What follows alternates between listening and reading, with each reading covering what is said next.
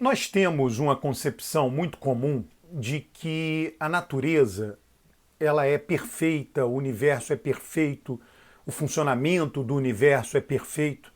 É bem interessante, eu não sei se vocês conhecem, né, o livro do Marcelo Gleiser, Criação Imperfeita, Cosmo, Vida e o Código Oculto da Natureza.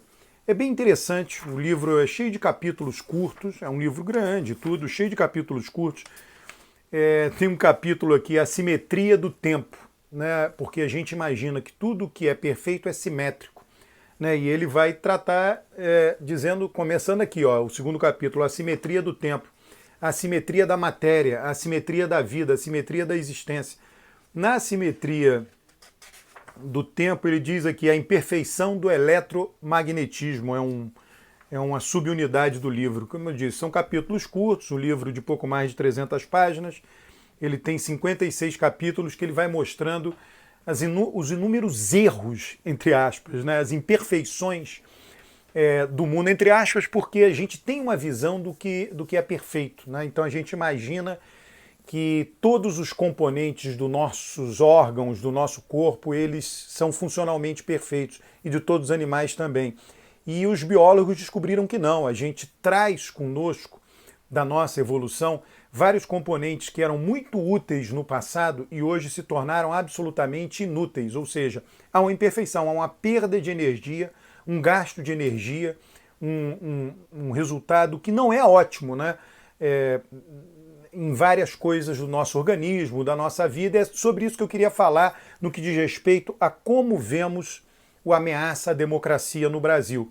Mas antes, eu gostaria de te pedir para se inscrever no canal, dar o like, curtir os vídeos, perdão, e comentar os vídeos. Veja, nós temos uma assimetria clara na nossa percepção com relação ao mundo. E essa assimetria, ela vem, aí todo mundo que estuda evolução humana, evolução da mente humana, os processos cognitivos, mostram que ela vem lá do período, né? Tem um livro muito interessante do Jerry the Diamond, O Mundo Até Ontem. Ele chama, o que é o mundo até ontem? A gente pega a evolução desde que o ser humano se tornou ser humano, né? Homem de Neandertal até hoje, nós aqui, século XX, século XXI, século XVIII, XIX, veja só, é 1 segundo da história do homem, 1 minuto da história da espécie humana. Nós vivemos a maior parte da nossa vida como caçadores-coletores. E muito de nossa herança genética, seja fisicamente falando, seja do ponto de vista da cognição, ela tem a ver com isso. Outro dia eu vi uma matéria numa dessas revistas Science, que um corredor cientista resolveu testar o ser humano. Ele fez uma corrida de longa distância, em vários dias, ele e mais 20 cavalos, né? E ele ganhou da maior parte dos cavalos, poucos, 2 ou 3 é que ganharam dele. E aí ele vai mostrando que na longa distância o ser humano seria, né? Então tem várias especulações disso, tem vários testes sendo feitos, mas isso vem o quê? Vem lá de trás, hoje não é mais útil para a gente isso. Aquela coisa de se assustar com supostas ameaças era muito útil no passado e hoje não é, mas nós trazemos esse viés cognitivo. Então Bolsonaro ficou fazendo comícios, falando contra a democracia por várias, sei lá, talvez meses, não sei, 1 ano que seja, né? E todo mundo dizendo, não, a democracia vai acabar, a democracia vai acabar. E eu dizendo, olha, as instituições estão funcionando, ele vai ser enquadrado, dê tempo ao tempo. E ninguém dando bola para essa minha afirmação. E eu mostrei isso em inúmeros vídeos, mostrei com evidências empíricas reais, né? E agora nós temos, por exemplo, o fim de semana que passou não teve nenhuma manifestação antidemocrática, é o 5º ou 6º fim de semana seguido em que Bolsonaro não fala nada, fica quieto no final de semana. Então, o que era uma suposta, eu digo suposta ameaça, no meu entender, em nenhum momento aquilo foi ameaça. Ela se verificou agora que as instituições funcionando plenamente enquadraram devidamente Bolsonaro. Então não há, ele hoje está dançando conforme a música. Era uma questão de tempo isso. Mas então por que as pessoas enviesam, né? Se você entrar nas redes sociais, nos dias posteriores ele dá uma declaração, é uma verdadeira histeria nas redes sociais. Só que nos dias posteriores as instituições enquadrá-lo, ninguém fala nada. porque isso vem lá da época que éramos caçadores-coletores. Imagina as pessoas vivendo numa floresta, numa savana, qualquer barulho, né?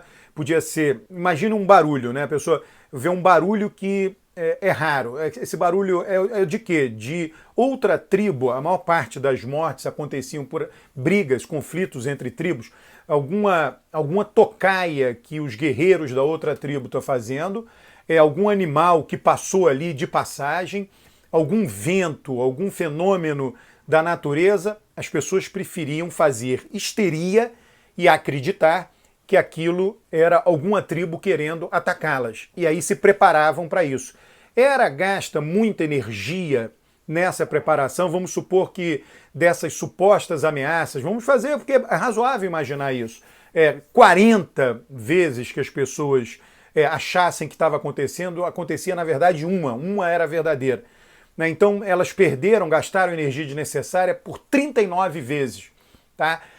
E isso foi útil para elas? Sim, foi útil, porque como a principal causa morte era um conflito entre tribos, né, vizinhas que se encostavam, e aquilo poderia ser muito, muito ruim para a tribo inteira, com assassinato de crianças, nenéns, mulheres, né? Vale a pena se precaver de 40 ameaças, ainda que só uma venha a se realizar. Tá? Então eles não tinham os sistemas de detecção de ameaça que nós hoje temos. Só que nós hoje vivemos numa situação em que as ameaças dessa natureza, físicas mesmo, a nossa existência, estão muito distantes. Né? E aí o que a gente vê? E a gente tem que lidar, né, com a ameaça a algo que também está muito distante da gente, que é a democracia. São instituições funcionando em Brasília. Antes não, as pessoas lidavam com coisas muito próximas dela, geograficamente, fisicamente, com consequências muito imediatas. Agora não, nós temos que lidar com coisas que aparentemente a conexão com o nosso dia a dia é muito indireta. É melhor viver numa democracia do que numa ditadura, é verdade. Mas como é que você percebe essa conexão no dia a dia? Você não percebe, ela é super indireta e demorada de acontecer caso o sistema vire. Então nós temos que emitir opinião de uma coisa que está muito distante da gente, cuja cadeia de causa-consequência é muito mais complexa do que eram as ameaças para caçadores e coletores. E aí nossos julgamentos são... aí o nosso sistema cognitivo vem de lá de trás. Então a gente sempre acha que as ameaças são muito relevantes, que elas vão acontecer no dia seguinte, que aquilo tão... E em nenhum momento foi. As instituições são muito fortes, as instituições são um legado, eu sempre digo isso, né? Foi um aprendizado que eu tive com várias leituras.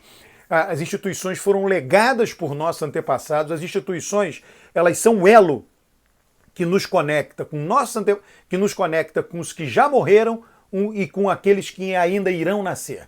São muitas as instituições que permitiram a nossa sobrevivência. Família, religião, as instituições, mais recentemente, as instituições sociais e políticas para a vida em grandes números, né, os agregados humanos, porque os homens, nós seres humanos, vivíamos em pequenas comunidades. Quando passamos a viver em nações, as instituições se remodelaram para permitir a vida pacífica em nações.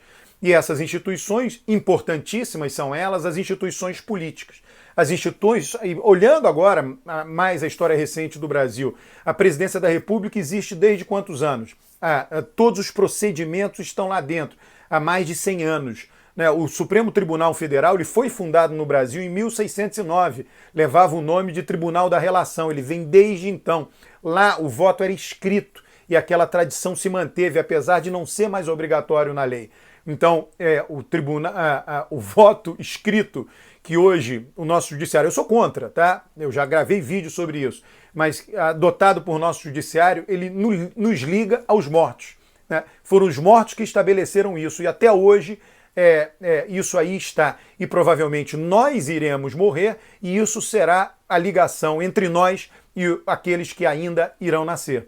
Então, tudo isso, as instituições são muito sólidas, né? Então, um indivíduo, Bolsonaro, ele não consegue fazer mover, ele não consegue derrubar as instituições. O meu esquema analítico tem a ver com isso. Agora, eu vou contra um viés cognitivo que vem milenar. Né? Tudo bem, não tem problema.